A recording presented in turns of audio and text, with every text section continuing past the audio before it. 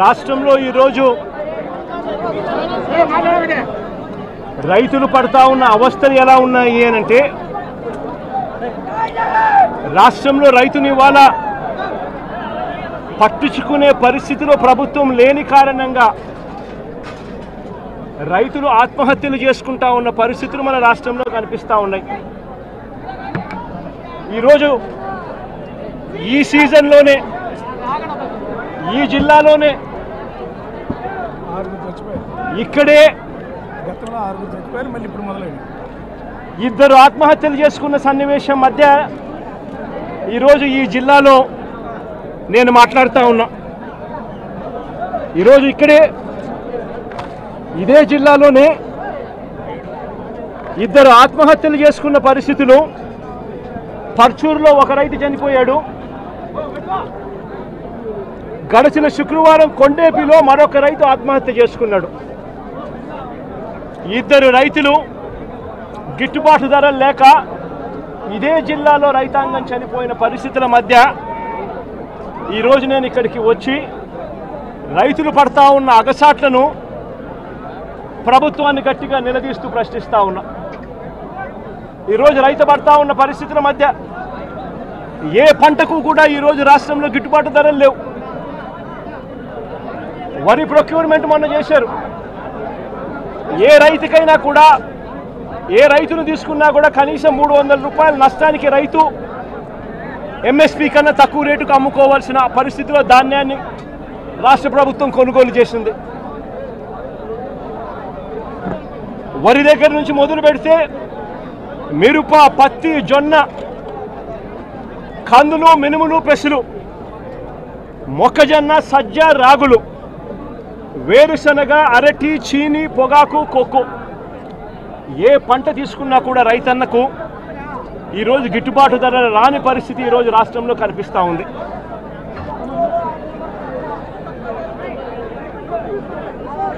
కేవలం ఒక సంవత్సరం కిందట వైఎస్ఆర్సీపీ ప్రభుత్వం ఉన్నప్పుడు రైతు రాజ్యంగా రాష్ట్రంలో పరిపాలన సాగించినప్పుడు రైతు పరిస్థితి ఎలా ఉండేది, ఒక్క సంవత్సర కాలంలో రైతు ఎలా దిగజారిపోయాడు అని చెప్పడానికి నిదర్శనం ఈరోజు రాష్ట్రంలో ఈ జిల్లాలో జరిగిన రైతు ఆత్మహత్యలు. గత ఏడాది రైతు భరోసా కింద రైతన్న పెట్టుబడి సమయంలో, రైతన్నకు పంట వేసే సమయంలోనే మే మాసం చివరికల్లా, ఖరీఫ్ మొదలయ్యే నాటికల్లా రైతన్నకు రైతు భరోసా కింద పెట్టుబడి సహాయం కింద సహాయం అందేది. వైఎస్ఆర్సీపీ ప్రభుత్వ హయాంలో, మా ప్రభుత్వ హయాంలో గత ఏడాది రైతు భరోసా కింద అందుతా ఉన్న ఆ సొమ్ము చంద్రబాబు నాయుడు గారు వచ్చిన తర్వాత ఆగిపోయింది. ఈ పెద్ద మనిషి చంద్రబాబు నాయుడు గారు వచ్చిన తర్వాత గత ఏడాది రైతు భరోసా కింద మోడీ గారు ఇచ్చే 6,000 కాక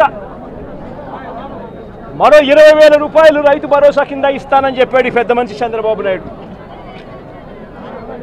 గత సంవత్సరం రైతులకు ఇవ్వాల్సిన 20,000 రూపాయలు ఎగరగొట్టేశాడు. ఈ సంవత్సరం కూడా జూన్ 10వ తారీఖున మోడీ గారు ఇవ్వాల్సింది ఇచ్చేసింది, చంద్రబాబు నాయుడు గారు ఇవ్వాల్సింది మాత్రం ఎగరగొట్టిన పరిస్థితుల మధ్య ఈరోజు రాష్ట్రంలో వ్యవసాయం జరుగుతూ ఉంది. రైతు పరిస్థితి అధ్వానంగా. సమయానికే సీజన్ ముగిసేలోగానే ఇన్పుట్ సబ్సిడీ ఇచ్చే సాంప్రదాయాన్ని గత ప్రభుత్వం, అంటే గతంలో వైఎస్ఆర్సీపీ ప్రభుత్వ హయాంలో ఉండేది. ఏ సీజన్ ముగిసేలోగా ఆ సీజన్లో జరిగిన నష్టాన్ని ఆ సీజన్ ముగిసేలోగానే, మరుసటి సీజన్ వచ్చేలోగానే రైతన్నకు ఇన్పుట్ సబ్సిడీ కింద సహాయం అందేది. ఈరోజు ఆ ప్రక్రియను గాలికి వదిలేసిన పరిస్థితుల మధ్య ఈరోజు వ్యవసాయం జరుగుతూ ఉంది.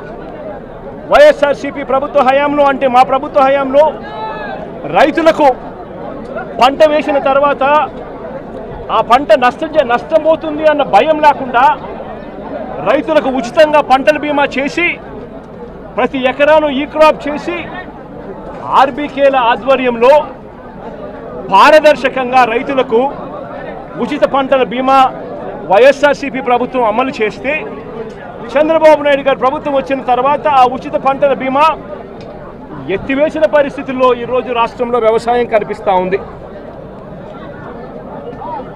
ఈ క్రాప్ వ్యవస్థను పూర్తిగా నీరుగార్చేశారు. దళారీలు లేకుండా పంటలు కొనుగోలు చేసే ఆర్బీకే వ్యవస్థను నీరుగార్చిన పరిస్థితులు ఈరోజు రాష్ట్రంలో చూస్తూ ఉన్నాం.